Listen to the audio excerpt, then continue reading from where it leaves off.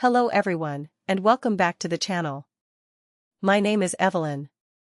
I am 28 years old. And I came home one evening to find my pregnant sister and my own fiancé demanding that I leave my house because the baby was his. Before I tell you about the absolute look of horror on their faces when I revealed the secret that changed everything, let me know where you are watching from in the comments. It is an incredibly wild story and I truly think you will want to stick around for the end. Grab a cup of coffee, or maybe a glass of wine, because we are going to dive deep into a level of family betrayal that I did not even think was possible outside of a television drama. This story really begins 9 years ago with an inheritance. It was not a vast fortune of cash or stock options. It was just the house my grandparents had lived in for 50 beautiful, long years.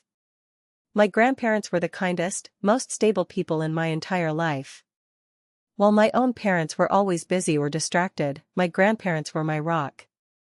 When they passed away within months of each other, it felt like my entire world had lost its anchor. I remember standing at their funeral. The rain was pouring down, soaking through my black dress, and I just stared at the 2 wooden caskets. I felt a profound, terrifying emptiness. The rest of my family was crying loudly, blowing their noses, but I was just completely numb. My safe space was gone.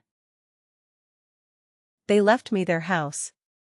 It was a solid 4-bedroom home sitting on 3 gorgeous acres of land, but it had definitely seen better days. The paint on the exterior siding was peeling off in large white flakes. The wooden porch in the front creaked ominously with every single step you took. The roof had a slight sag near the chimney, and the inside smelled like old dust and stale mothballs. But to me, it was not just a piece of property.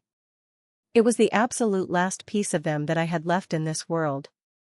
Walking through those empty, dusty rooms, I could still faintly smell my grandmother's cinnamon rolls baking in the old oven. I could almost hear my grandfather's old radio playing softly out in the garage. It was a palace of memories. The house had good bones, but it needed a tremendous amount of physical work. At the time, I was only 19 years old. I was working my way through community college. I was serving tables at a local diner until my feet physically blistered and bled inside my cheap shoes. But I stood right there in the middle of the empty living room, looking at the faded floral wallpaper, and I made a solemn promise to them and to myself. I promised that I would bring this house back to life. For the next 9 years of my life, that house became my ultimate life's work. I did not go out partying with my friends on Friday nights. I did not buy expensive clothes or go on lavish vacations. Every single spare dollar from my salary, every single weekend, and every single holiday was poured directly into its restoration. I would finish a 10-hour shift at the diner, drive straight to the hardware store, load my rusted car with heavy supplies, and work until 2 in the morning. I learned how to patch drywall by watching hundreds of online videos. I remember countless nights where my arms were so deeply aching and covered in thick white plaster dust that I could barely lift a glass of water to my mouth. I learned how to lay tile in the master bathroom. I spent an entire holiday weekend just on my knees, mixing heavy grout in a plastic bucket, meticulously placing each small piece of ceramic so it lined up perfectly. My knees were bruised purple for a month afterwards. I went out into the front yard and I tore out the massive, overgrown, thorny bushes with my bare hands. My arms were covered in deep, red scratches. I learned through intense trial and a lot of frustrating error exactly how to cultivate a real garden. I remember the first year that a single, perfect yellow rose bloomed on a bush that I had nurtured back from near death. I sat right down in the damp dirt next to it, and I actually cried. This house was not just wood and nails to me. It was my ultimate sanctuary. It was my college fund in physical form. I poured every ounce of my sweat equity into those walls. It was my absolute pride. Every single inch of it had my fingerprints on it. It was me. To fully understand what happened next, you really need to understand my specific family dynamics. My relationship with my younger sister, Clara, has always been extremely strained. She is 4 years younger than me. And for as long as I can possibly remember, she has been the golden sun around which our entire family orbits. I have heavy photo albums filled with documented proof of this dynamic. There is Clara at her elementary school dance recital, placed right front and center, wearing a bright pink tutu. There is Clara with her shiny soccer trophy, hoisted proudly onto my father's broad shoulders. There is Clara, beaming brightly in a rhinestone tiara on her sweet 16th birthday, looking like a literal princess holding court. And then there is me. I am usually hovering somewhere in the deep background of these photos.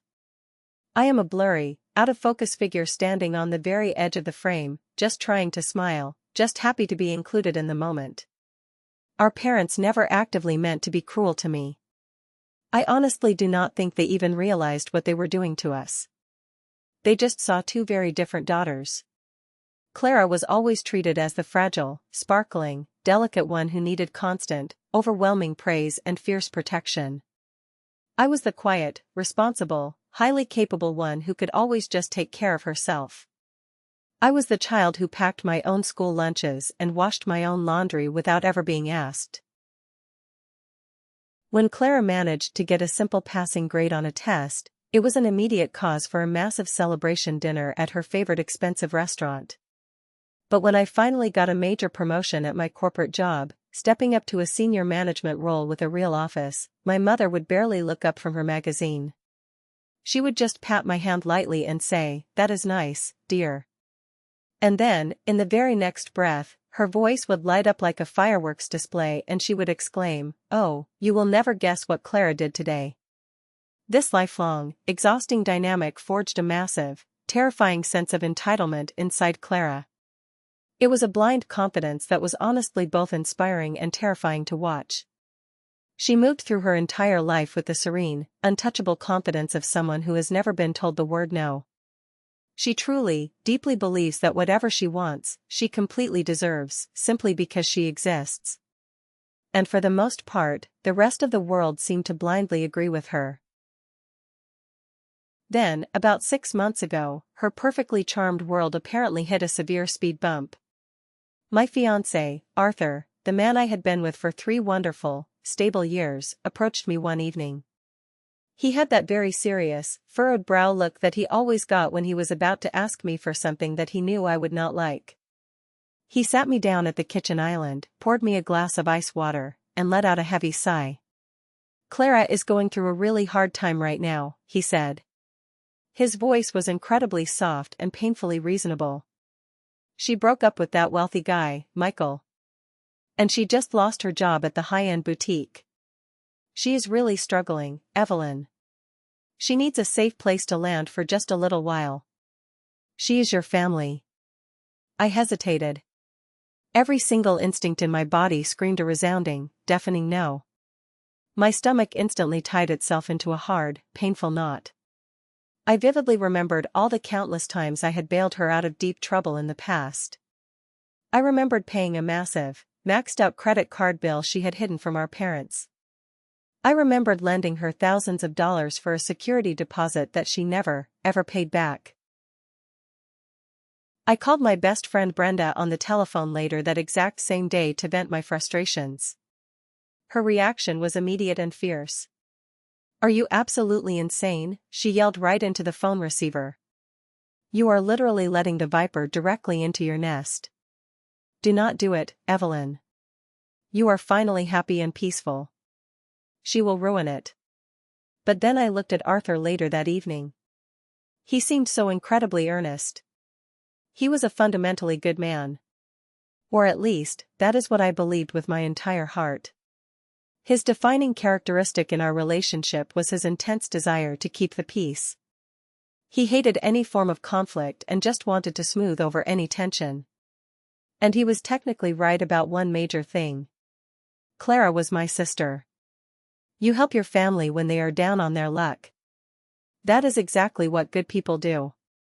That is exactly what my late grandparents would have done. Okay, I finally sighed loudly, actively silencing the blaring warning bells going off inside my head. She can stay in the guest room.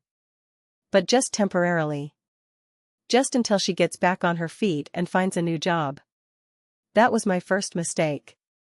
It was a catastrophic, life-altering mistake. The first few weeks were deceptively, bizarrely calm.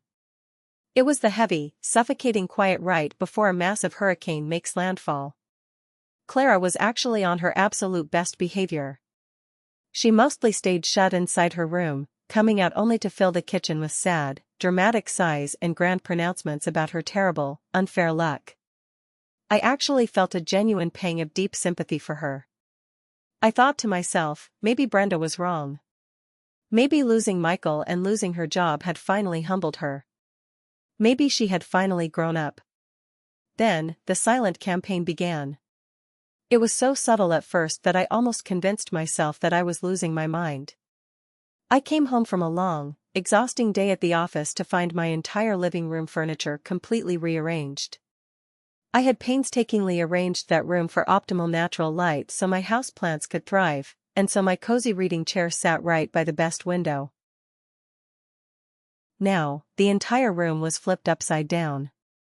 My favorite, cozy reading chair was shoved into a dark, dusty corner. Clara was sitting right in the middle of the couch. "It just has better feng shui this way, do you not think?" she said. She was not asking my permission. She was firmly informing me of her decision as she casually filed her fingernails on my couch. My couch. I bit my tongue hard, deciding not to start a screaming match over a chair. But the microaggressions only rapidly escalated from there. A few days later, I opened the refrigerator to make a simple salad for my lunch. I had just gone to the local farmer's market that past weekend and spent a good amount of money on beautiful, fresh, organic vegetables. They were all completely gone. In their place were giant plastic tubs of cheap ice cream, stacked cardboard boxes of frozen pizzas, and several large, sticky bottles of sugary soda.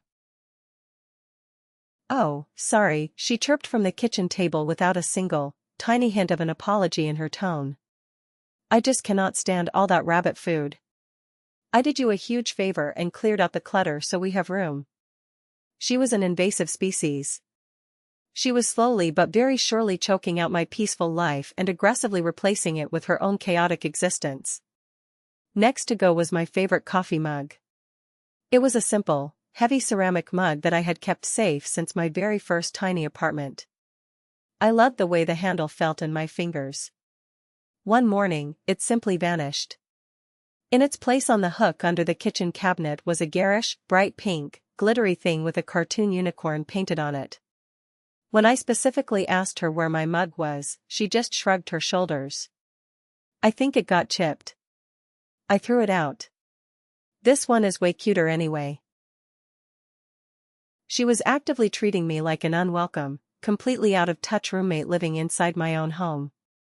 She started aggressively complaining about the completely normal noise I made getting ready for work at 7 in the morning. She would leave incredibly passive-aggressive sticky notes on the granite counter about how I loaded the dishwasher wrong. And all of this was happening while she did not contribute a single, solitary dollar to the heavy mortgage, the rising utilities, or the expensive groceries. And Arthur, my peace-loving fiancé, was completely worse than useless. He became a total, blind enabler. "She is just trying to make the place feel like home, honey," he would say softly. He would pet my arm dismissively when I tried to vent my mounting, explosive frustration to him in our bedroom. "She has a fresh perspective. You have to admit the living room does look more modern now." I started to acutely notice exactly how much he was deeply enjoying her so-called fresh perspective. I would be standing alone in the hot kitchen, chopping onions and cooking dinner for all three of us after working a 9-hour shift, and their loud, easy laughter would drift in continuously from the living room. I would wipe my wet hands on a dish towel, walk into the living room to ask a simple question, and I would find them huddled very close together on the couch, staring intently at her phone screen, sharing some inside joke. They would instantly spring apart the second they saw me enter the room. It was not with the panicked, terrifying guilt of a physical affair. It was somehow worse. It was the deeply annoyed reaction of an exclusive, private club whose secret meeting had just been rudely interrupted by the hired janitor. A very cold, incredibly heavy knot of pure dread began to form deep in the pit of my stomach. It was a feeling I knew all too well from my sad childhood. It was the exact, crushing feeling of being permanently on the outside looking in. The feeling of being entirely secondary and unimportant in my very own life. The tension simmered hotly in that house for endless months. It was a low-grade fever that left me constantly on edge and exhausted. I stopped looking forward to coming home entirely. I would sit in my parked car in the driveway for 20 minutes just taking deep, ragged breaths before putting my brass key into the front door. The absolute breaking point, the exact moment I knew for a concrete fact that I had to take drastic, immediate action, came on a rainy Tuesday evening. I had a terrible migraine, so I came home a little early from work. I was physically exhausted and just wanted to take a hot shower and have a completely quiet night reading my book in bed. The house was dead quiet when I walked in. As I walked slowly down the carpeted hallway towards my bedroom, I suddenly heard hushed, very intense voices coming directly from the spare room I used as my home office. The door was cracked open just a tiny sliver. I stopped walking. I held my breath. I pushed the wooden door open quietly. They were sitting closely side by side at my wooden desk. They were huddled tightly over my personal laptop computer. The harsh blue light of the screen was glowing brightly on their faces. I looked past their shoulders. I saw complex financial charts. I saw interest rate calculators. I saw the prominent blue and white logo of a major national bank. My eyes scanned the small text on the screen. They were actively looking up complex divorce settlements. They were reading long articles about dividing assets in a separation. And they had multiple tabs open looking at mortgage refinancing options.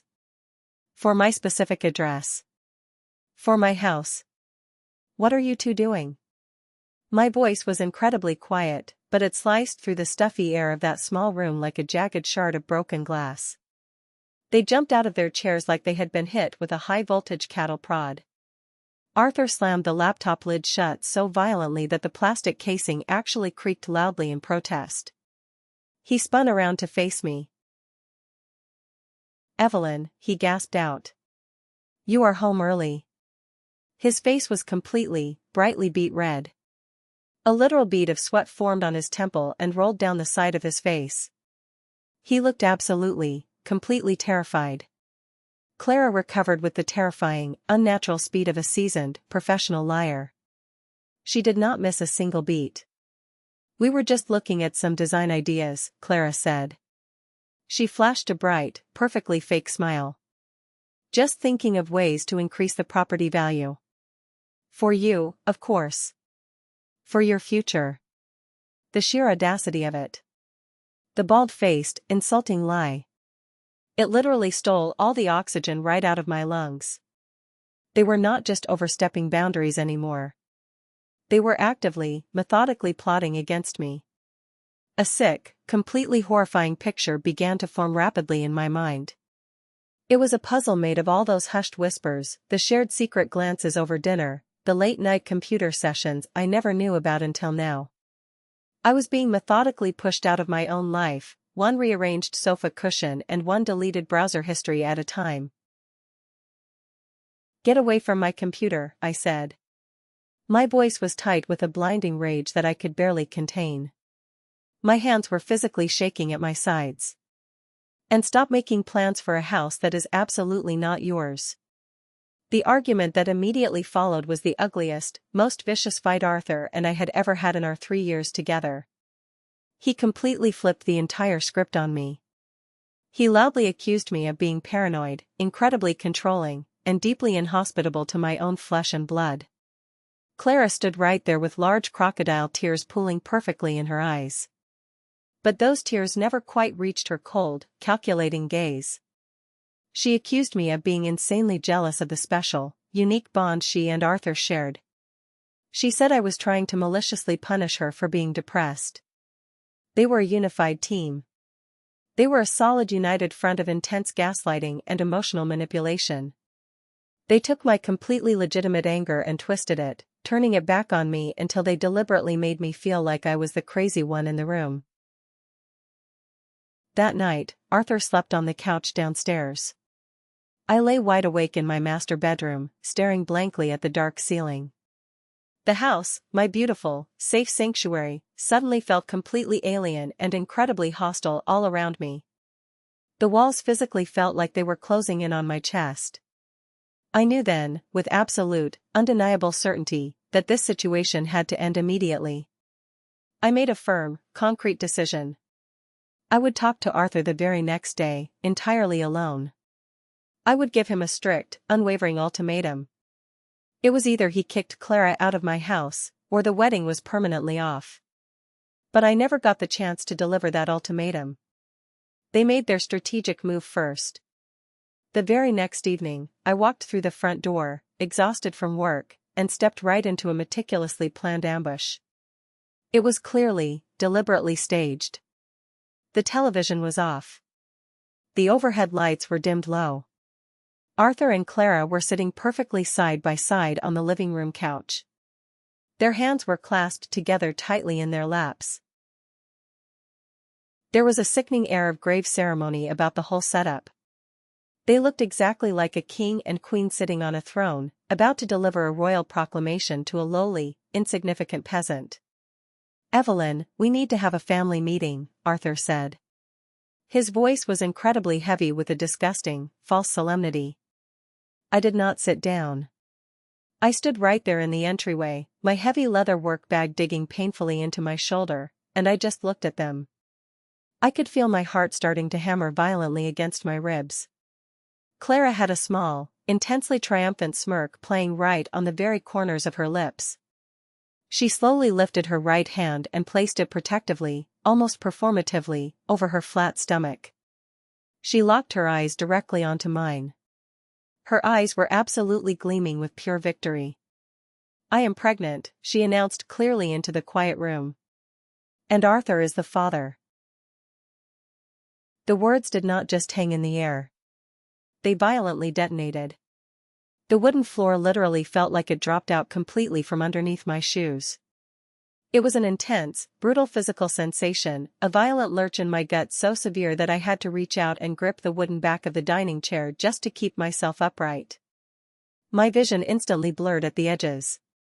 My hearing went entirely fuzzy, replaced by a high-pitched, deafening ringing that completely drowned out everything except the frantic, terrified thumping of my own blood in my ears. I slowly turned my heavy head and looked at Arthur.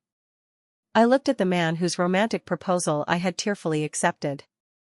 The man whose future children I had spent countless hours imagining and naming. He would not even meet my eyes. He was staring intensely at a blank spot on the wall just over my left shoulder. His jaw was clenched so incredibly tight that a muscle was rapidly jumping near his ear. He looked exactly like a coward waiting for a bomb to finally go off. Before I could force my paralyzed vocal cords to form a single, coherent word, before my shocked brain could even begin to process the dual layers of this monstrous, earth-shattering betrayal, Clara continued talking. Her voice was suddenly dripping with a cloying, sugary, entirely fake sympathy. "So, obviously, with the new baby coming soon, we are going to need a lot more space," she said smoothly. "We are going to need a proper nursery. We will need your master bedroom." I just stared at her, my mouth hanging slightly open. "We thought you could maybe move into the smaller guest room for a bit," she said. She paused deliberately for maximum dramatic effect. "But honestly, Evelyn? It is probably best if you just find your own place." "Find my own place." "My own place?" The words echoed endlessly in the roaring, chaotic silence of my mind. They were not just casually telling me about their disgusting, secret affair. They were actively evicting me. They were throwing me out of the house that my grandparents left me. From the home I had meticulously rebuilt with my own two bare hands. Arthur finally opened his mouth. His voice was still directed completely at the blank wall, as if he were addressing a ghost instead of the woman he promised to marry. "We have already found a great little studio apartment for you downtown, Evelyn," he muttered quickly. "It is all settled." He did not stop there. He twisted the knife deeper. "We even paid the deposit for the first month of rent for you." You can be moved out by this weekend. The sheer, unmitigated, breathtaking gall of that statement was what finally broke through my paralyzing wall of shock. They had not just betrayed me in the worst way possible. They had meticulously, carefully planned my disposal. They had sat down together, discussed my future, made executive decisions about my life, and spent actual money on my next residence, all entirely without my knowledge or consent. I was not a human being to them. I was not a sister or a fiancé. I was just an obstacle to be managed. I was a piece of inconvenient furniture that needed to be moved out of the way so they could play house. Clara, completely mistaking my stunned, horrified silence for total surrender, stood up from the couch. She let out a loud sigh of theatrical magnanimity. "I will help you start packing your boxes," she said. Her voice was bright, chipper, and unbelievably condescending, as if she were doing me the world's biggest favor. She turned her back to me and started walking straight down the hall towards my bedroom. My master bedroom. With the clear, stated intention of boxing up my clothes, my life, and my entire identity. And that is exactly when something deep inside me finally snapped. It was not a loud, dramatic snap. It was a quiet, incredibly cold, and definitive fracture. The immense hurt, the blinding shock, the physical nausea, it all receded. It was instantly replaced by an icy, crystalline calm. In that precise moment of absolute clarity, I thought of my grandparents. I thought of the solemn promise I had made to them standing in the dusty living room, to cherish this home, to fill it with life and love. I thought of every single wooden splinter under my fingernails, every single drop of sweat that had fallen onto these restored floors. And then I looked directly at my sister. She was reaching her manicured hand for the brass doorknob to my room. She stopped. She must have felt the shift in the air. She must have seen the drastic change in my facial expression, the dark storm rapidly gathering behind my eyes. To cover her sudden hesitation, she turned away from the door and walked over to my wooden bookshelf. She picked up a small, wooden music box. Its varnish was worn completely smooth with decades of age. My grandmother had given it to me on my 10th birthday. It played "You Are My Sunshine," the exact song she used to sing to me when I was sad. It was my absolute most treasured possession in the entire world. "This old thing," Clara sneered, holding it up with 2 fingers as if it were a piece of rotting trash. "Who even keeps this junk?" She made a deliberate, mocking move to toss it directly into the nearby metal wastebasket. "Do not." My voice was incredibly low, completely flat, but it carried a massive weight that stopped her cold in her tracks. She literally froze, her hand hovering right over the bin. "Do not," I said again, enunciating every single syllable like a sharp chip of freezing ice. "You touch my things." I walked right past her. My movements were deliberate, almost robotic. I walked straight to the heavy oak cabinet in the corner of the room. It was the exact cabinet my grandfather had built with his own hands. It was where I kept the important things. The things that truly mattered. The things that proved absolute ownership. Arthur started to say something behind me. It was a pathetic, whining pleading. "Evelyn, do not make this harder than it has to be." I tuned his pathetic voice out completely. My fingers, which were surprisingly steady, found the cool brass handle of the bottom drawer. I pulled it open smoothly. Inside, nestled safely among old photo albums and handwritten letters, was a thick, legal-sized folder. I took the folder out. I walked back to the coffee table. I did not slam it down. I placed it. The sound was very soft, but in the tense, highly charged atmosphere of the living room, it echoed exactly like a judge's gavel hitting would. Gemini said the sound was very soft, but in the tense, highly charged atmosphere of the living room, it echoed exactly like a judge's gavel hitting solid wood. Clara scoffed loudly, desperately trying to regain total control of the room. She rolled her eyes and crossed her arms over her chest. "What is that?" she demanded. Her voice was shrill and mocking. "Is that your little diary? Are you going to sit there and read us poems about how mean we are being to you?" Grow up, Evelyn. No, I said quietly. I did not even look at her. My eyes were fixed entirely on Arthur. Arthur looked like he was going to be physically sick right there on my living room rug. Arthur, I said, my voice as calm and level as a frozen lake in the dead of winter. You told Clara that you and I co-owned this beautiful house, did you not? You told her that you had a massive financial stake in this property. You told her that you were an equal investor. Arthur's face went from a flushed, panicked red to a pasty, sickly white in less than 2 seconds. He finally lifted his head and looked directly at me.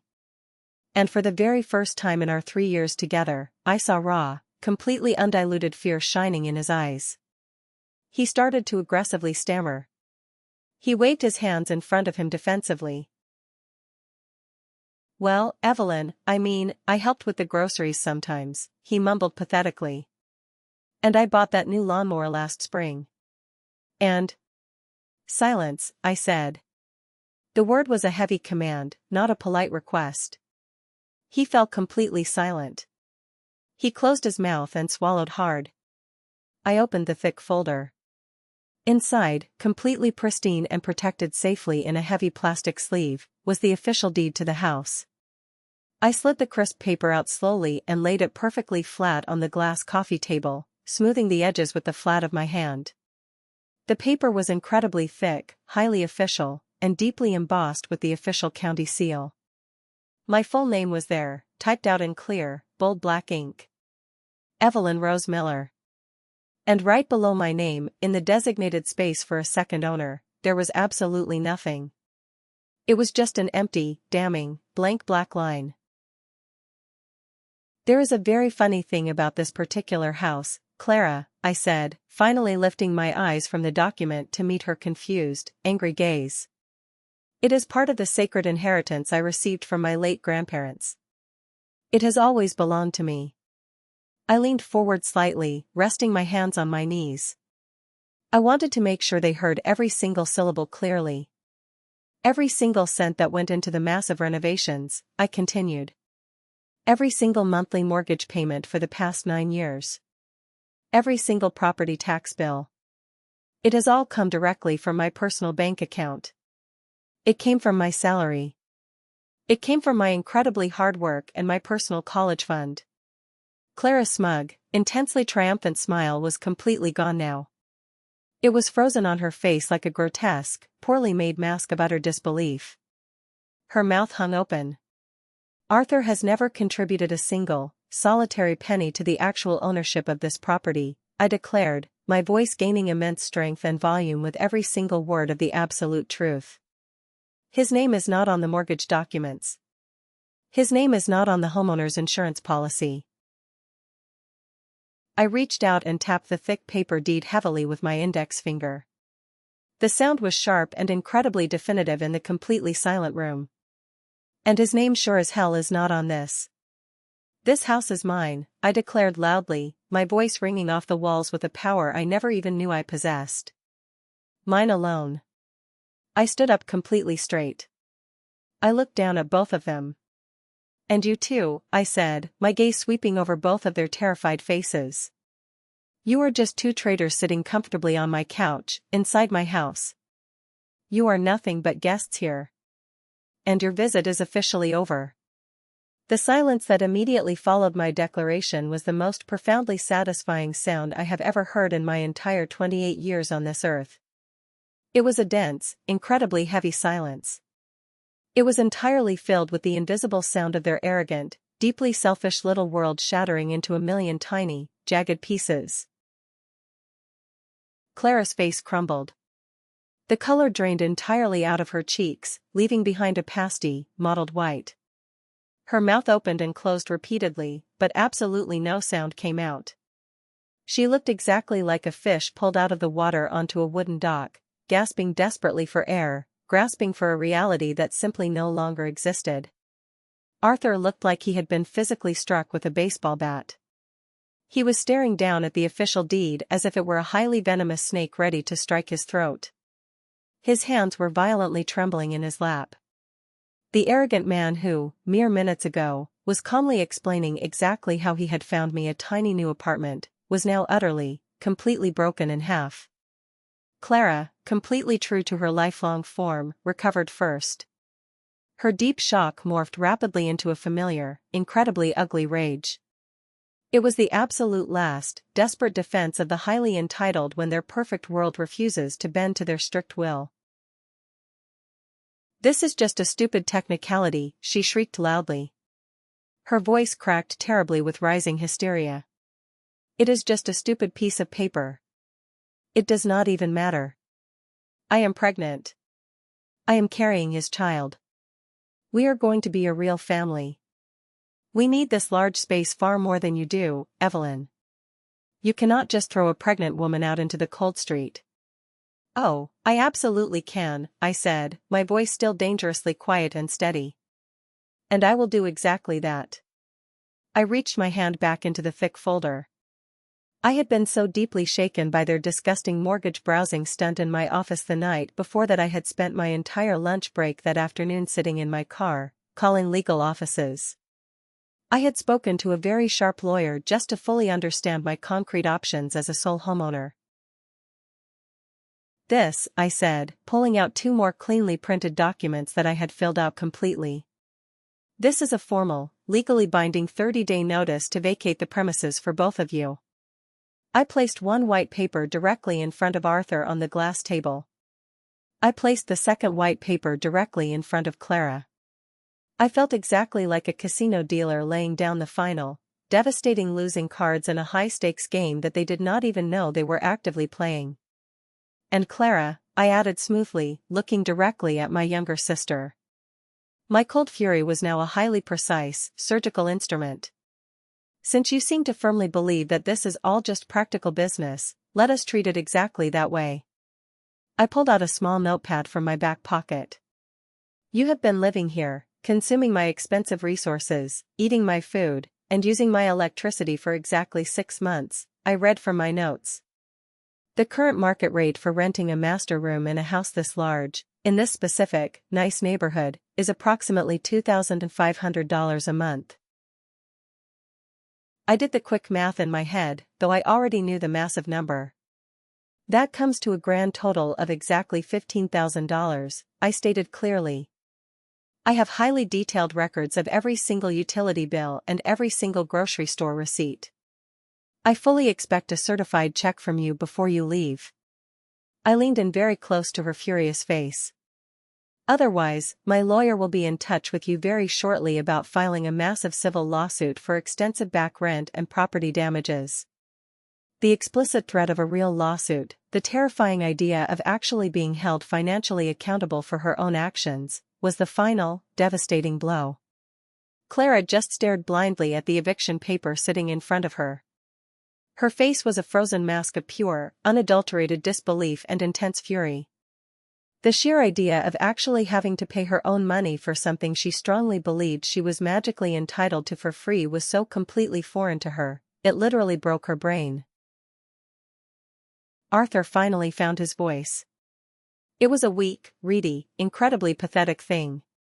"Evelyn, please," he begged quietly, clasping his hands together like he was praying. "Please do not do this to us. We can just sit down and talk about this. We can fix this mess." "The time for talking is entirely over, Arthur," I said firmly. I stood up perfectly straight, pushing my shoulders back. I felt physically taller than I ever had in my entire life. "You both have exactly 30 days to remove yourselves and all of your belongings from my property," I said. "I highly suggest you go find some boxes and start packing right now." I reached down and picked up my beloved grandmother's wooden music box from the shelf where Clara had left it. It was worn with a deeply comforting weight in my hand. I turned my back on both of them, walked straight down the long hallway, and went into my master bedroom. I closed the heavy wooden door firmly behind me. I turned the brass lock until it clicked loudly. I did not cry. I did not scream into my pillow. I just sat down on the edge of my bed in the silent, humming aftermath of the massive emotional explosion I had just detonated. And for the very first time in a very, very long time, I felt the wooden ground solid and completely unshakable beneath my bare feet. The next 2 weeks in that house were a strange, incredibly tense limbo. It was an active Cold War being fought silently in the hallways of my own home. Clara absolutely refused to speak a single word directly to me. She communicated entirely through loudly slammed bedroom doors, aggressively stomping feet, and vicious insults muttered just loud enough for me to hear when I walked past her in the kitchen.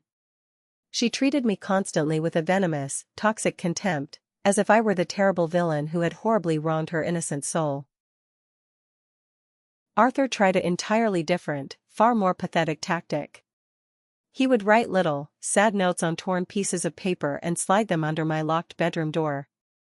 The notes always said things like, "Evelyn, I am so incredibly sorry. Please just talk to me for 5 minutes. I miss you." It was utterly disgusting. He acted as if a few hastily scribbled words on scrap paper could magically undo the massive, gaping chasm of his ultimate betrayal. He would try to awkwardly catch me in the narrow hallway when I was walking to the bathroom. His face was always fixed into a pathetic, sagging mask of deep remorse. But I saw right through it. I saw his actions for exactly what they truly were. He was not genuinely sorry for the cruel betrayal. He was not sorry for sleeping with my sister. He was only sorry that he got caught red-handed. He was incredibly sorry that his comfortable, completely subsidized, free life was rapidly imploding all around him. One evening, exactly 1 week before the formal 30-day notice was officially up, he desperately cornered me in the kitchen. I was standing at the stove, making myself a simple cup of chamomile tea before bed. He looked absolutely terrible. His eyes were deeply bloodshot with dark, heavy bags underneath them. His clothes were heavily rumpled, like he had been sleeping in them for days. He looked like he had not eaten a proper meal or slept a full night since the confrontation. He was not there to formally apologize to me. Not really. He was there to try and desperately negotiate a better deal for himself. "Evelyn, please look at me. I know I massively messed up," he started. His voice was a low, pleading, annoying whine. "I know I did terrible things. But this is all Clara's fault. You know exactly how she is. You grew up with her." I just stirred my tea slowly, not saying a word. "She gets these wild ideas in her head," he continued, stepping slightly closer to me. "She is so incredibly manipulative. She twisted my mind. She twisted everything around until I did not even know what I was doing." He was actually trying to blame the entire affair completely on her. He was trying to desperately paint himself as her hapless, helpless, innocent victim. The sheer cowardice of the man was absolutely stunning to witness in person. "We do not have to go to court over this," he begged, reaching a hand out to touch my arm. I pulled my arm away sharply. "We can just work this out between us. Maybe you can just let us stay here in the guest room until the baby is finally born. Just so we have some stable ground for the future child custody arrangements. I promise we will pay rent." I just looked at him. My face was a completely blank, stone mask. The man standing in front of me, the man I once truly thought I would marry and grow old with, the man I had deeply loved, was a complete, utter stranger to me now.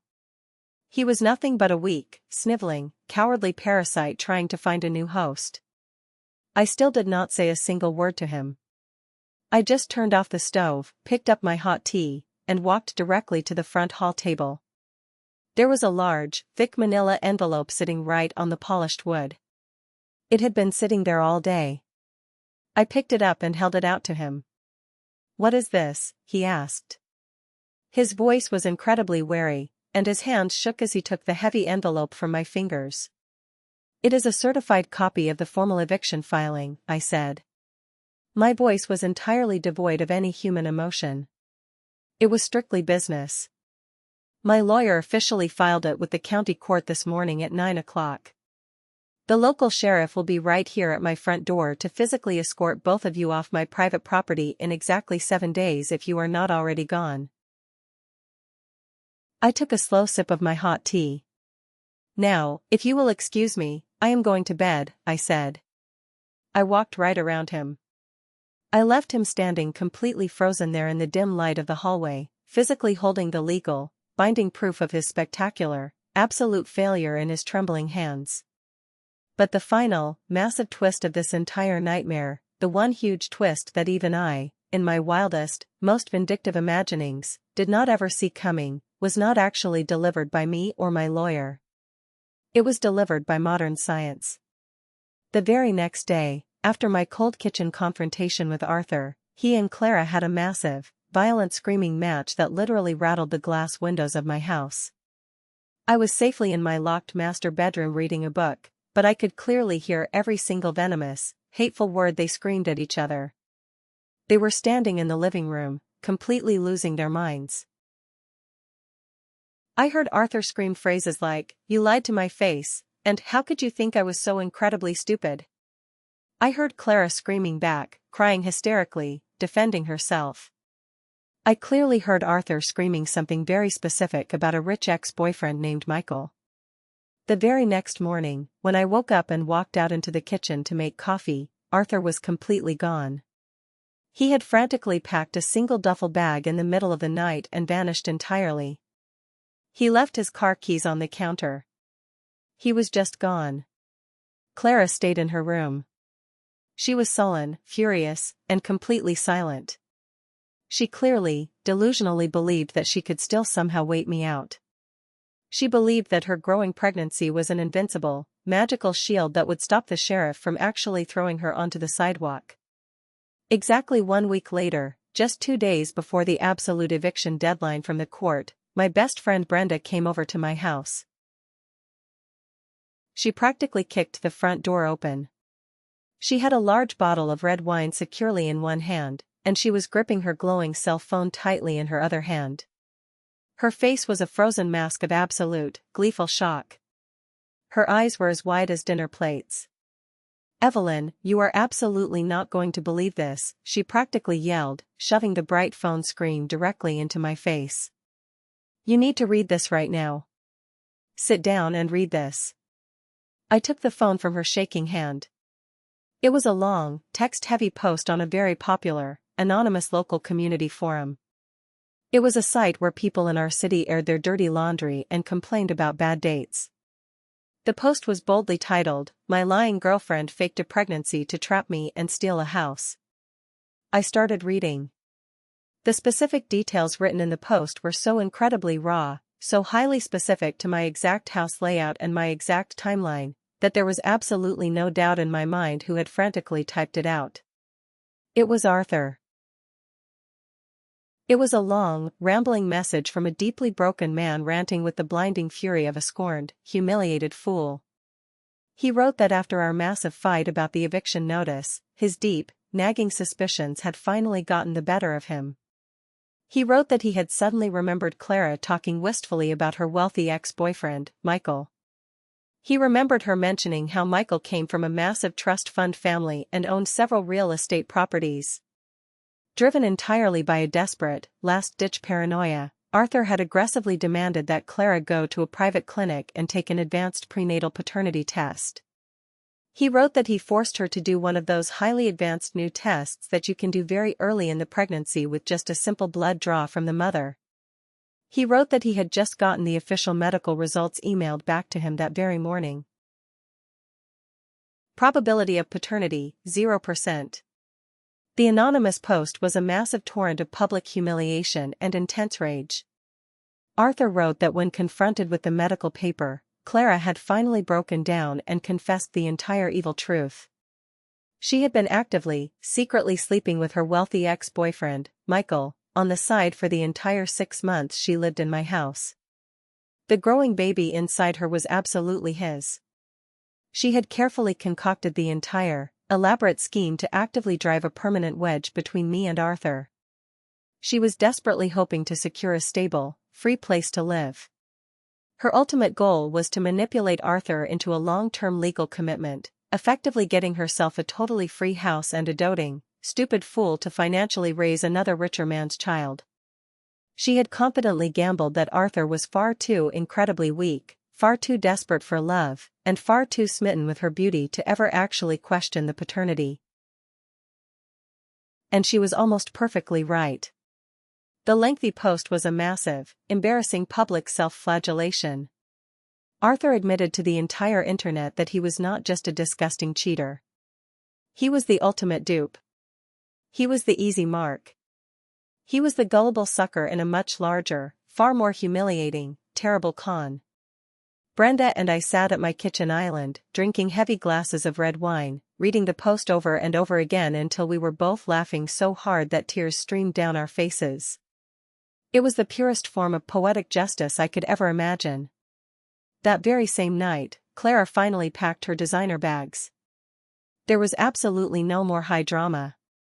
There was no final, screaming confrontation in the hallway. There were absolutely no tearful, fake apologies or sad goodbyes. She simply sat on the edge of the guest bed and made a single, quiet phone call. Exactly 1 hour later, a sleek, incredibly expensive black Mercedes-Benz SUV pulled slowly into my gravel driveway. I recognized it immediately as belonging to Michael, her wealthy ex-boyfriend. Clara dragged her heavy, rolling suitcases out the front door, struggling with the weight. She did not say a single, solitary word to me as she walked past me in the hall. She did not even shoot me a dirty backward glance. She just loaded her bags into the luxury trunk, climbed into the leather passenger seat, and vanished completely into the dark night, just like a terrible, exhausting bad dream finally fading at sunrise. After she finally left, the house was incredibly quiet. It was a deep, ringing silence. It was a silence so profoundly heavy and peaceful that it actually felt like a physical presence wrapping its arms around my shoulders. For the first few days of being entirely alone, I just walked slowly from empty room to empty room. I ran my hands over the freshly painted walls. I touched the sturdy wooden furniture. I felt like I was slowly, carefully reintroducing myself to my very own life. I was actively reclaiming my personal space. The very first thing I did was take that garish, glittery pink unicorn mug out of the cabinet. I walked out to the metal trash can in the garage, and I threw it in with a massively satisfying, loud smash. Listening to the cheap ceramic break into pieces felt like a heavy weight lifting off my chest. I spent the entire weekend moving the living room furniture right back to exactly where it belonged. I pushed my cozy reading chair right back into the perfect spot by the window, exactly where the warm morning sun would hit the pages of my book just right. I drove to a local holistic shop and I bought 3 large bundles of dried white sage. I walked through every single room, burning the sage deeply in every dusty corner. I treated it like a serious, ancient ritual to completely cleanse the stale air of their disgusting lies, their terrible betrayal, and their lingering, toxic presence. I filled a heavy bucket with hot water and strong bleach. I scrubbed every single hard surface in the house until my knuckles were raw and red. I scrubbed the floors, the counters, the baseboards, exactly as if I could physically wash away the terrible memory of them from the very wood and plaster bones of the house. One lazy Sunday afternoon, I was standing entirely alone in the empty guest room. This was the exact room that had been Clara's headquarters for 6 miserable months. It felt incredibly cold in there. The air felt tainted. It felt like a sad, lonely monument to the massive betrayal that had happened right within these walls. I knew right then that I absolutely could not just leave it sitting empty, collecting dust and bad memories. It desperately needed a brand new purpose. It needed a completely new, positive energy to overwrite the dark history. A quiet idea started to slowly form in the back of my mind. It was a beautiful way to permanently turn this ugly, incredibly painful chapter of my life into something undeniably good. Something truly meaningful. I thought intensely about my late grandfather. He was a deeply kind, incredibly generous man who everyone in our small town affectionately called Poppy. I remembered his warm smile. I remembered the exact way he always used to tell me, "Evelyn, a wooden house is never truly a home until you share it. It is not a home until its warm fire touches more than just you." I spent the entire next month aggressively working on a brand new, massive project. I was not just simply restoring an old bedroom. I was actively performing an emotional exorcism. I went to the hardware store and I bought gallons of fresh paint. I painted the cold walls a very warm, incredibly calming shade of soft sage green. I bought a brand new, highly comfortable mattress and a solid wood bed frame. I spent real money on incredibly soft, high-quality white cotton linens and a heavy, warm duvet. I went to a local weekend flea market and I found a small, sturdy, vintage oak desk. I brought it home, sanded it down by hand, and refinished the wood myself until it gleamed perfectly in the sunlight. I hung simple, beautiful, framed prints of green botanical drawings on the freshly painted walls. I put a small, healthy fern in the window. I was meticulously creating a safe haven. When the room was finally perfect, I sat down at the kitchen table and I made a very important phone call. I contacted a wonderful local women's shelter. It is a fantastic non-profit organization that specifically helps vulnerable women safely transition out of highly abusive or severely toxic living situations and get back on their feet. I spoke to the kind director on the phone. I told her my long story, or at least, a very abbreviated, polite version of it. I told her that I was a single woman living alone in a large house. I told her that I had a fully furnished room. It was a completely safe, incredibly private, beautifully decorated space. And I told her that I wanted to offer it completely free of charge, for a month or two at a time, to any woman who simply needed a soft, safe place to land. A quiet place to just breathe. A secure place to get her life back on its feet without worrying about rent. I officially named it Poppy's Room. My long, painful journey was never truly about getting vicious revenge. I clearly realized that profound truth as I stood there and hung the very final framed picture on the green wall of that clean, incredibly peaceful room. Seeking dark revenge is just a hot, messy, destructive fire that ultimately turns around and consumes you from the inside out. What I felt standing in that room was a completely cold, incredibly clean, beautiful sense of pure justice. It was the distinct feeling of the heavy scales of the universe finally being correctly rebalanced. This entire ordeal was about actively reclaiming not just my physical house, but my deep self-respect and my boundaries. It was about taking the absolute ugliest, most painful experience of my adult life and completely transforming it.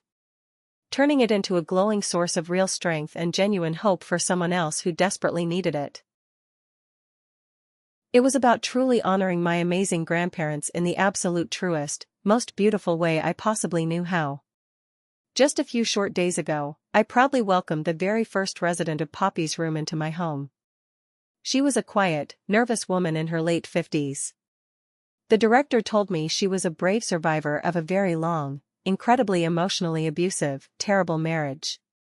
When she walked through my front door, her dark eyes looked incredibly tired. But hiding right beneath that exhaustion, they were completely full of a fierce, quiet, undeniable strength that I recognized immediately in my own soul.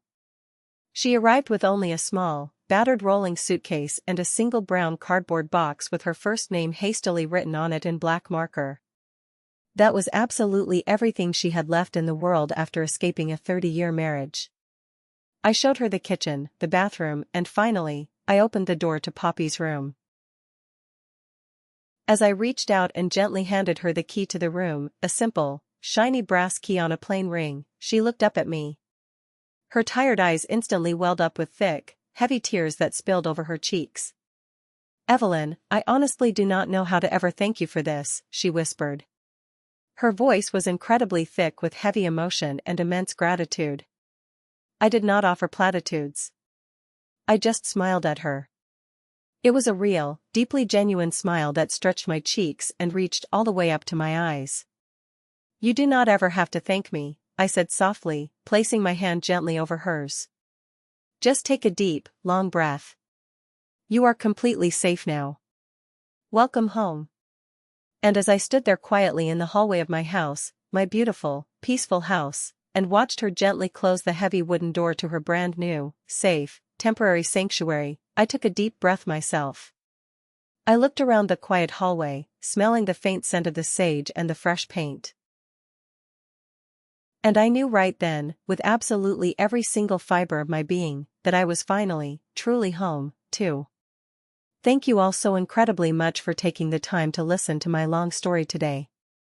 It was absolutely not an easy thing for me to sit down and share with the internet. But I truly hope that hearing my experience helps someone else out there. If you are currently feeling incredibly small or trapped in your own life, I hope this gives you strength. You have the power to take your life back. I want to hear from you now. What is one specific, brave thing that you have personally done to aggressively reclaim your own physical space or your own personal power from toxic people? I would absolutely love to read about your journeys in the comments section down below. I promise I will read as many as I can. And please, if you found any value, or maybe just a little bit of satisfying justice in this story, please consider hitting that like button and subscribing to the channel for more true stories like this one. It really does help the channel grow, and it helps these stories reach the incredible women who might desperately need to hear them today. Stay incredibly strong out there, ladies. Protect your peace, protect your homes, and I will see you all in the very next video. Take care.